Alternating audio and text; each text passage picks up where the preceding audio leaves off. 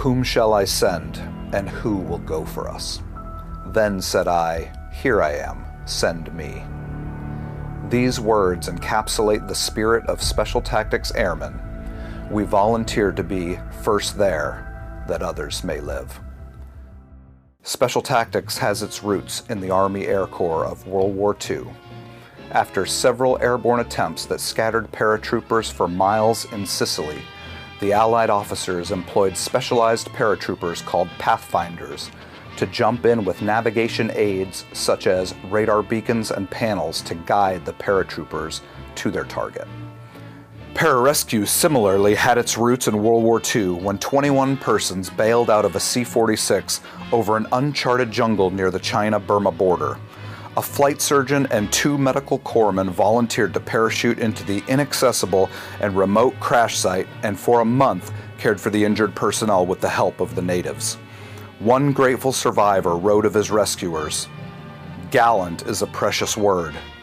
They deserve it." When the Air Force became its own service following World War II, Bull Benini, a jump master and pathfinder, was recruited to become the very first combat controller in the Air Force. While in the Army, Benini fought at Luzon in the Philippines, where he was captured. He endured the Bataan Death March and spent 3 years as a POW in a Japanese labor camp. He recalled that in the early days of combat control, he had a relatively untrained team and had to borrow equipment from the Army. His leadership helped lay the foundation for future generations. During the Cold War, combat controllers and pararescuemen assigned to separate units and across various commands executed global access, precision strike, and personal recovery operations, most notably in Vietnam. In the late 70s, then Captain John Carney assembled a small ad hoc team of combat controllers known as Brand X, who worked side by side with the nation's elite counterterrorism units while conducting clandestine operations. After Operation Eagle Claw, the failed hostage rescue attempt in the heart of Iran, Special Tactics regrouped for future operations along with the rest of the fledgling Special Operations community. Since then, Special Tactics forces have been involved in every major Special Operations mission. On 1 October 1987, the Air Force activated the 1720th Special Tactics Group, later redesignated as the 720th Special Tactics Group. Lieutenant Colonel Carney became the group's first commander and brought combat control and pararescue under the same organizational umbrella. Eventually, Tactical Air Control Party and Special Reconnaissance were brought into the fold under one banner, galvanizing Air Force Special Operations Command's ground capability. Special Tactics was there in Panama for Operation Just Cause.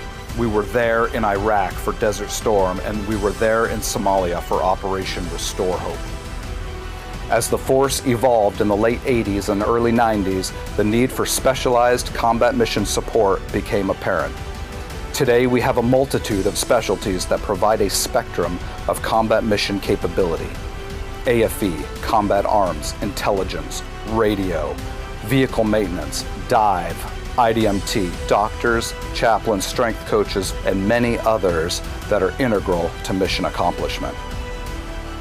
These teammates enabled a maturation of the community's operational capability, just as Special Operations became the leaders of the nation's fight against violent extremist organizations in the wake of 9/11. Throughout 2 decades of operations in Afghanistan and Iraq, Special Tactics executed the full spectrum of its access, strike, and recovery missions. We were among the first forces in country for both conflicts, effecting joint forcible entry and opening vital airheads such as Rhino, Kandahar, and Baghdad International. From Special Tactics operators' decisive integration of precision fires as part of a joint advise-assist mission supporting the Northern Alliance eventual liberation of the entirety of the northern Afghanistan, to the integration of fires in ISR to facilitate the capture of Saddam Hussein and the recovery of Private Jessica Lynch in Iraq, to the multitude of personal recovery missions that saved the lives of hundreds of Allied personnel, highlighted by the gallant actions of ST personnel, including Master Sergeant John Chapman and Senior Airman Jason Cunningham during the Battle of Takagar. Special Tactics played a key role. Most recently, we were there as an integral part of the force that executed the Joint Tactical Exfiltration from Bagram, Afghanistan in the spring of 2021, as well as later that year for the evacuation of 122,000 civilian and military personnel from Hamid Karzai International Airport. Special Tactics forces from the 2-4 SAL continued to play a critical role in the DoD's ability to respond to crisis, including numerous humanitarian assistance operations from across the globe, including responses to Hurricanes Katrina, Ivan, and Michael. Perhaps most notably, teams from 3 Special Tactics squadrons supported Operation Unified Response in 2010. Arriving just 30 hours following the 7.0 magnitude earthquake in Haiti to lead the largest single runway operation in history. In a 12-day period, the team oversaw more than 4,000 takeoffs and landings, an average of 1 every 5 minutes from a card table in the infield of the runway with man-packable radios. As the senior enlisted leader for the deployment, Chief Master Sergeant Antonio D. Travis was recognized as one of Time magazine's 100 most influential people in the world that year. During the first decade following 9/11, AFSOC recognized Special Tactics as an agile, problem-solving organization by standing up the 24th Special Operations Wing on 12 June 2012, under then Colonel Gwen Armfield. Additionally, AFSOC entrusted the wing with maturing Special Operations surgical teams, command of the rapid bear-based capability known as D-Cell, and the establishment of U.S.-based Theater Air Operations Squadron. Moving forward, we'll remain part of the nation's first line of defense against terrorism and as part of a crisis response force that can quickly react to events around the globe. As peer and pacing threats have replaced violent extremists as our nation's biggest challenge, we've shifted effort to address those threats using the same tenacity and bias for action that made us successful during the global war on terror to compete in today's gray zone environment.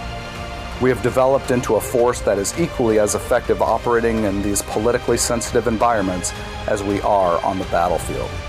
We will continue to mature our operational capabilities to protect America against its enemies. As our new SOCOM commander says, we were made for this era. First there, that others may live.